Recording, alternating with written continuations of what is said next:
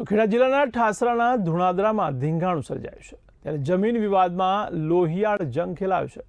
તો પિતા અને પુત્ર ઉપર પાવડા વડે જીવલેણ હુમલો કરાયો છે। તો મોબાઈલમાં વિડીયો ઉતારવા બાબતે ઝઘડો થયો, જેમાં ઉશ્કેરાયેલા પરિવારે જ કાકા અને ભત્રીજાને લોહી લુહાણ કરી નાખ્યા છે। ત્યારે વર્ષો જૂના આ જમીન વિવાદે ઉગ્ર સ્વરૂપ ધારણ કર્યું। ત્યારે ખેતરમાં બાજરીનો પાક લેતી વખતે કૌટુંબિક સભ્યો વચ્ચે તકરાર સર્જાઈ। તો વિડીયો ઉતારતા જ મામલો બિચકી ગયો અને સરેઆમ હિંસામાં પિતરાઈ ભાઈઓએ જ હુમલો કર્યો। પિતા અને પુત્ર પર પાવડા અને લાકડીઓ વડે હુમલો કરવામાં આવ્યો। ત્યારે આ સમગ્ર ઘટના કેમેરામાં કેદ થઈ છે।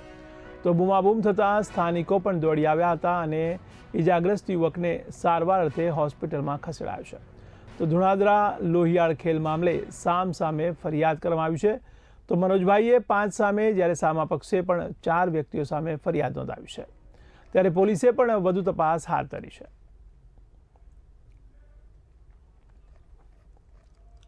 ત્યારે ધુણાદરામાં લોહિયાળ જંગ ખેલાયો છે, જેમાં પિતા અને પુત્ર ઉપર પાવડા અને લાકડીઓ વડે માર મારવામાં આવ્યો છે। ત્યારે કાકા અને ભત્રીજાને લોહી લુહાણ કર્યા છે। તો વર્ષો જૂના આ જમીન વિવાદે ઉગ્ર સ્વરૂપ ધારણ કર્યું અને લોહિયાળ જંગ ખેલાયો છે। તો ખેતરમાં બાજરીનો પાક લેતી વખતે જ કૌટુંબિક સભ્યો વચ્ચે તકરાર સર્જાઈ છે। જો કે વિડીયો ઉતારતા જ આખરે આ મામલો બિચકી ગયો હતો।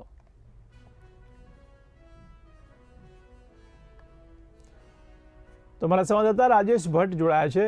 જી રાજેશ, ત્યારે આ કાકા ભત્રીજાને લોહી લુહાણ કરી નાખ્યા છે, તેને લઈને આપ શું કહેશો?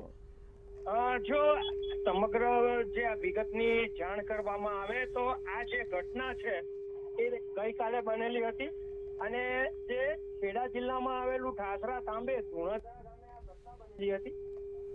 જે પિતરાઈ ભાઈ જે છે તેમને જે આ કૌટુંબિક જે જમીન વિવાદ હતો તે ઉગ્ર બન્યો હતો અને ખેતરમાં જ આ જે ઘટના છે એ ખેતરમાં બનેલી હતી। જે પિતા અને પુત્રને તેના પિતરાઈ ભાઈ દ્વારા જે રીતે માર મારવામાં આવ્યો હતો તે ભારે લોહિયાળ હતો। આ બાબતે ગામમાં પણ સોંપો પડી ગયો હતો અને ત્યારબાદ જે ગંભીર ઈજાઓ થતા તેમને હોસ્પિટલ ખાતે દાખલ કરવામાં આવ્યા હતા અને બીજી તરફ FIR નોંધાવવામાં આવેલી હતી। આમ જે સામા પક્ષે હિનાબેન વાઘેલા એ પણ 4 વ્યક્તિઓ સામે વળતી ફરિયાદ નોંધાવી બંને પક્ષે પોલીસની દલીલો સાંભળી અત્યારે તો ગુનો દાખલ કરવામાં આવ્યો છે। હવે જોવું રહ્યું કે આ જે કૌટુંબિક ઝઘડો છે, જે જમીનનો ઝઘડો છે, તેમાં કેવો વળાંક આવશે અને પોલીસ કઈ રીતે આને આગળ તપાસ કરશે। જી, તો હાલ ઇજાગ્રસ્તની હાલત કેવી છે તેને લઈને કોઈ સમાચાર મળી શક્યા છે ખરા?